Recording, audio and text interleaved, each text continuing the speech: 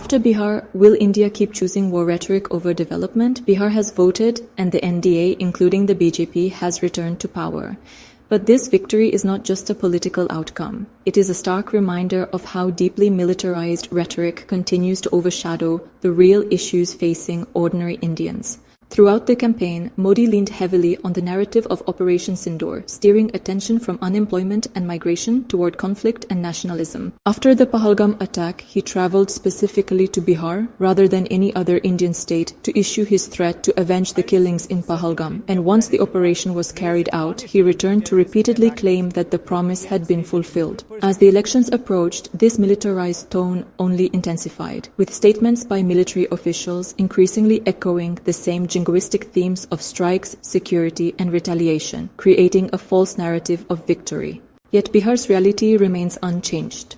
One of India's poorest states, one of the highest unemployment levels, and millions still migrating out every year just to survive. This militaristic posture doesn't just divert attention, it directly infringes on socio-economic needs. Take one simple example: labor and employment. India's military budget is $77.4 billion, while the Labor Ministry receives only $115 million.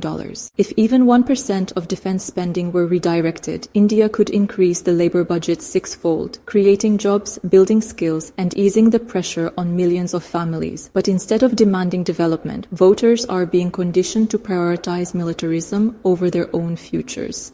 And the result in Bihar shows how much awareness India still needs. For the opposition, this moment is not just political, it is a moral responsibility. They must expose how war rhetoric is used to mask unemployment, corruption, and governance failures, and how it drains the very resources needed for development. And while Bihar is one state, the situation there reflects a national reality. The story is not much different in rest of the Indian states. Poor development indicators, joblessness, weak public services, and a political narrative that keeps pointing people away from their actual struggles. Bihar's verdict should therefore be a wake-up call. As long as militarized politics goes unchallenged, development will remain secondary and millions will continue to suffer. Thanks for tuning in. Do visit CASS website for detailed analysis.